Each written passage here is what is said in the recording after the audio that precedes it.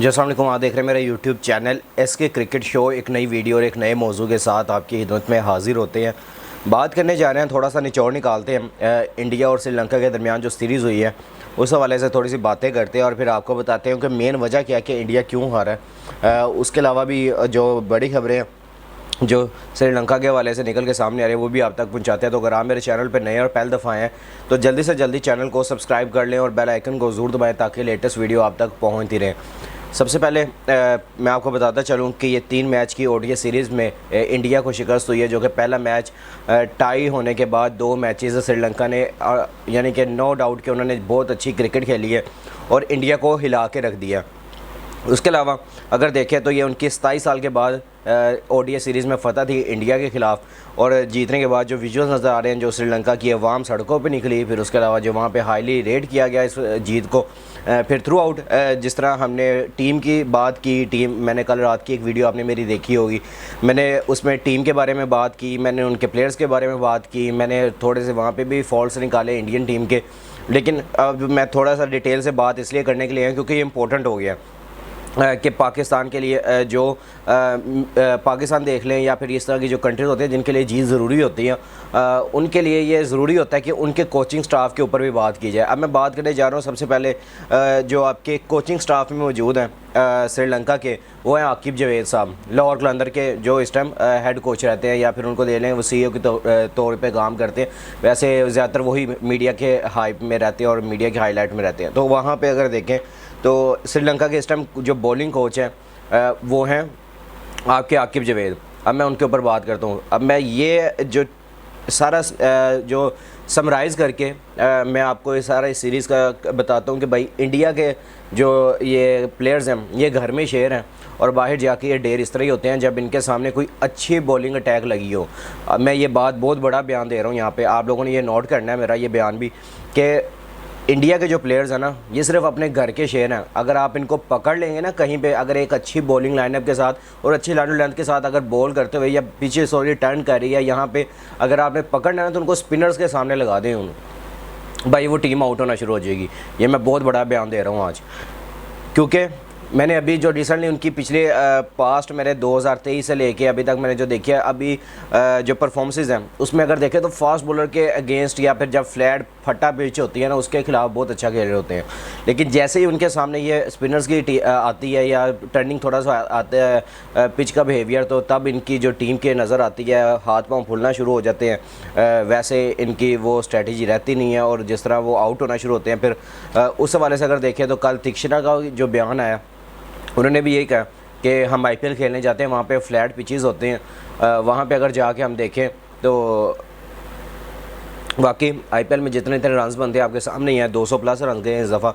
तो कितने कितने रन्स बनते हैं वो इस वजह से क्योंकि फटा पिछे होती हैं, यानी कि बॉलर्स के लिए कबर होती है वो कि भाई बॉलर आगे बॉल करवाते हैं तो वो पता है वो छक्के जाने हैं चौके जाने हैं, क्योंकि वहाँ पे फटा विकटें होती हैं, ना टर्न मिल रहा होता है ना कोई चक्कर, बस बैट्समैन को सारे एडवांटेज होता है वहाँ पर।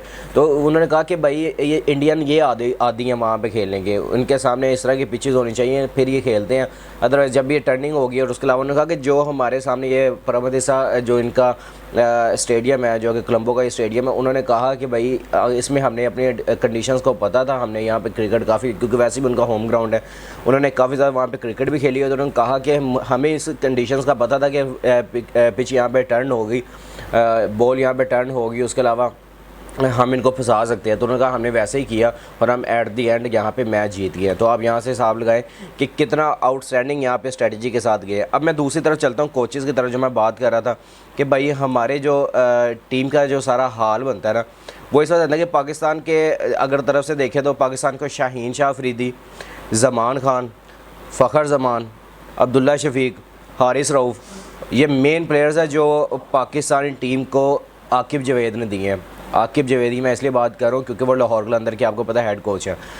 उन्होंने ये पाकिस्तान को मेन बड़े प्लेयर्स दिए हैं, जिसके बाद से अगर देखें कि पाकिस्तान की पूरी नेशनल टीम के अंदर ये प्लेयर्स अभी भी खेल रहे हैं और अभी पाकिस्तान की तरफ से अच्छे यानी कि कहेंगे मैचेस जितवा के दे रहे हैं। तो आप यहाँ से हिसाब लगाएं कि कितना आउटस्टैंडिंग ये चक्कर था कि पाकिस्तान को इतने बड़े प्लेयर्स देने के बाद कि इन्होंने कितना ज़्यादा इनके ऊपर काम किया कि हम इनकी तारीफ़ करते हुए नहीं थकते। अगर दूसरी तरफ देखें तो आकिब जावेद ने जो लाहौर के अंदर को 2 दफ़ा टाइटल जितवा के दिया।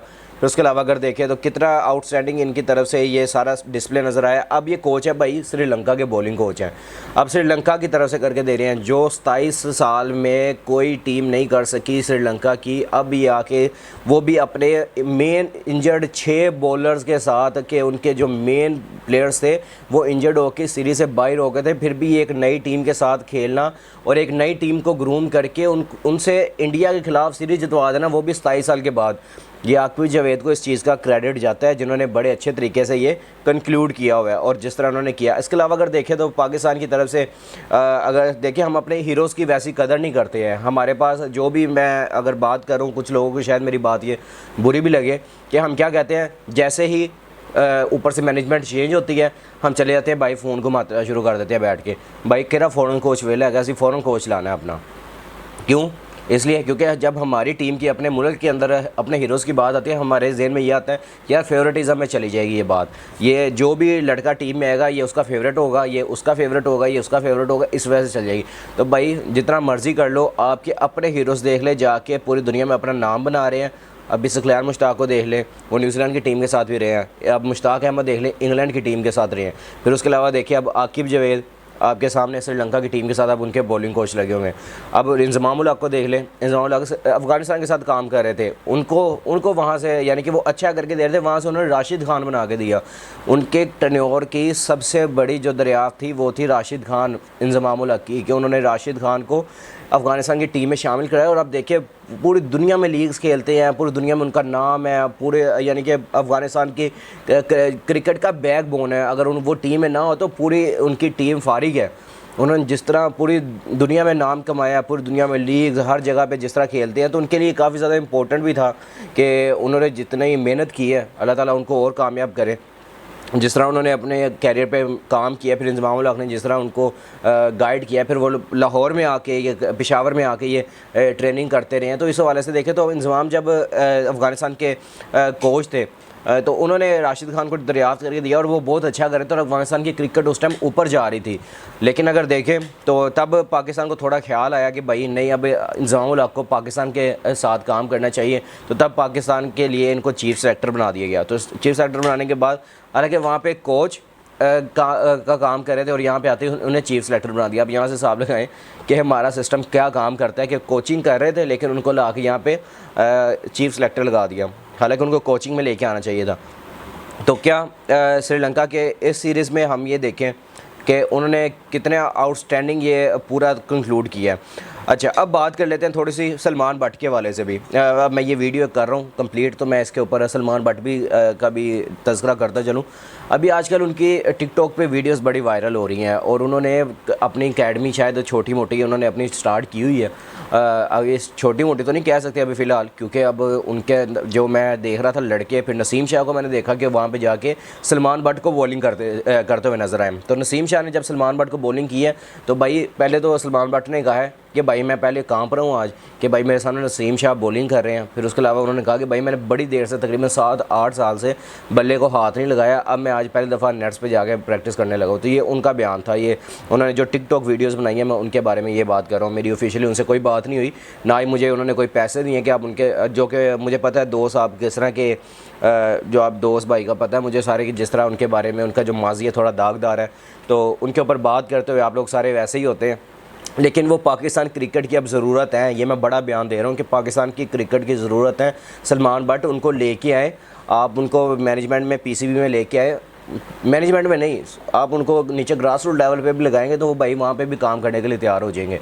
क्योंकि मैंने अभी उनको देखा जिस तरह वो बच्चों को ट्रेन कर रहे हैं, छोटे जो बच्चे हैं अंडर 19 के बच्चे हैं उनको ट्रेन करते हुए नज़र आ रहे हैं, उनके साथ काम कर रहे हैं, उनके साथ कैचिंग प्रैक्टिस, फिर ड्रिल्स, फिटनेस ड्रिल्स कर रहे हैं। फिर उसके अलावा अगर दूसरी तरफ देखें तो पूरा उन्होंने अपना वहाँ पे सिस्टम एक बनाया हुआ है अकेडमी में, और वहाँ पे वो वीडियोस करके अच्छे तरीके से लड़कों को ग्रूम करने की कोशिश कर रहे हैं। तो नीचे मैं उनके कमेंट्स जब पढ़ता हूँ तो मुझे पाकिस्तान की मैंटेलिटी और वो मैं कहूँगा कि मैं पाकिस्तानियों की जो उनका जहनी शिकार है कि एक चीज़ को लेके बैठ जाते हैं, ये हमारे पाकिस्तानी कौम की खासियत है जो उन्होंने वहाँ पे बातें की हैं। और जिस तरह की वो कमेंट्स करते हैं मैं देख के हैरान होता हूँ कि यार अगर उन्होंने पाकिस्तान के लिए कुछ गलत कर दिया था माजी में, तो उन्होंने उसकी सज़ा काटी और अपना सारा कैरियर बर्बाद किया है। अब कैरियर बर्बाद करने के बाद अगर वो दोबारा कोचिंग में आके बच्चों को ट्रेन करें तो उसको ऐसे कमेंट करके आप डिग्रेड नहीं करें, ना बच्चों को करें जो बच्चे उनसे सीख रहे हैं। आप बच्चों के बारे में भी उल्टे सवाल करते हैं, बातें करते हैं, नीचे कहते हैं आप इनको फिक्सिंग करना सिखा दें, आप इनको ये करना सिखा दें। ठीक है, सलमान भट्ट साहब ने वो अपना जो कैरियर के अरूज पे जाके उन्होंने ये अपना ये सबसे बड़ा काम किया था, तो उसके बाद वो पकड़े गए थे, आपको पता, बैन हुए, जुर्माने हुए। उसके बाद उन्होंने अपना कैरियर सारा दाव पे लगा दिया, ख़त्म कर दिया। उसके बाद दोबारा देख ले, दोबारा कभी क्रिकेट नहीं खेल सके वो पाकिस्तान की तरफ से। यहाँ तक इतनी स्ट्रिक्टनेस है ये, अगर आप फिक्सिंग करते हैं तो यहाँ से हिसाब लगाएं कि हमारी जो मेंटालिटी है लोगों की, वो अभी तक वहाँ की वहाँ ही फंसी है। वो 2010-11 की बात है और ये अभी तक वहाँ के फंसे हैं कि भाई बच्चों को फिक्सिंग करना ना सिखा दो। यार जिनके घर वाले भेज रहे हैं, जिनके बच्चे वहाँ पे खेल रहे हैं, अगर वो खेल रहे हैं, अगर वो पाकिस्तान को कल को जाके सर्व करेंगे तो इंशाल्लाह आप लोगों ने उनका नाम लेना है। और सलमान भट्ट ने क्या कह देना है, सलमान भट्ट तो उनको सिखा सकते हैं। और अभी फ़िलहाल जो उन्होंने कोचिंग वहाँ पे स्टार्ट की, और मुझे जहाँ पे लगता है कि भाई ऐसे लोगों को आप अब लेके आएँ पीसीबी में, आप उनको कोचिंग में लेके आए। हम जो फ़ॉरेन कोचेज़ के ऊपर जाते हैं, आप इनको अंडर-19 के साथ लगा दें, आप इनको नीचे शाहीन के साथ लगा दें, और ये वन ऑफ द बेस्ट आपके ये ऑप्शन होगा। जो मुझे अभी लग रहा है कि रिसेंटली जिनके बारे में बात भी करना चाह रहा था काफ़ी देर से, लेकिन मैं सिर्फ इसलिए नहीं करता था क्योंकि लोग पसंद नहीं करते हैं। लोग बात करते हैं फिर बीच में आगे कि भाई इस तरह आप फिक्सर के बारे में इस तरह की बात करते हो, तो वो अपना सब कुछ बैन, अपना सब कुछ सज़ा काट के चले गए हुए हैं। उसके बाद अब वो दोबारा से आ रहे हैं, तो उनको कोई मसला नहीं आप लोगों को होना चाहिए, या उनको कोई नहीं होना चाहिए। आप उनको अच्छे तरीके से वेलकम कर सकते हैं और वो पाकिस्तान क्रिकेट के लिए बेस्ट हो सकते हैं। उनको सिलेक्शन कमेटी में भी मेरे ख्याल है शामिल किया गया था, लेकिन वहाँ पे भी ज़रा मीडिया का प्रेशर आया, तो उस हवाले से भी देखे तो उनका मीडिया प्रेशर आने के बाद उनको वहाँ से भी हटा दिया। एडवाइज़र के तौर पे सिलेक्शन कमेटी के वो काम करना स्टार्ट करने लगे थे, लेकिन वहाँ पे वहाब रियाज सिलेक्शन कमेटी के जब चीफ थे तो उनको शामिल किया गया था, लेकिन मीडिया प्रेशर, फिर बातें, फिर लोगों की कमेंट्स, तो उनको एक ही दिन में हटा दिया गया। तो ये मेरा ख्याल है ज़्यादती है। अब पाकिस्तान क्रिकेट को ये ज़रूरत है कि भाई सलमान भट्ट जैसे लोगों को आगे लेके आए और अपने प्लेयर्स को ग्रूम करें और उनके साथ ये काम करें। और उसके अलावा देखिए हमारे जो कोच हैं, जो श्रीलंका के इस टाइम कोच लगे हुए हैं आकिब जावेद साहब के बारे में, इस तरह के प्लेयर्स या इस तरह के कोचेज़ को आप यहाँ पर पाकिस्तान में लगाएँ, इनसे काम लें, ना कि आप इनको पूरी दुनिया में छोड़ दें और पूरी दुनिया इनसे फ़ायदा उठा रही है और हम बैठ के अभी देख रहे हैं कि हमारी टीम ग्रुप स्टेज से बाहर हो जाती है। तो ये सबसे मेन वजह है। और इंडिया की जो वजह मैंने आपको बता दी कि भाई इंडिया क्यों बाहर हुआ। इंडिया के सामने भाई टर्निंग विकेट्स लगी हुई थी, इस वजह से वो बाहर हुआ, और उनके वो स्पिनर्स को वैसे अच्छा खेलते नहीं हैं। तो इस हवाले से भी आप तक खबरें पहुँचाई हैं। तो अगर आपको मेरी ये वीडियो पसंद आई है तो जल्दी से जल्दी लाइक, शेयर और कमेंट्स कर दिया करें। और जिस भाई ने अभी तक चैनल को सब्सक्राइब नहीं किया हुआ, जल्दी से जल्दी चैनल को सब्सक्राइब कर लें और बेल आइकन को जरूर दबाएं ताकि लेटेस्ट वीडियो आप तक पहुँचते हैं। इंशाल्लाह मिलते हैं नेक्स्ट वीडियो में। Take care.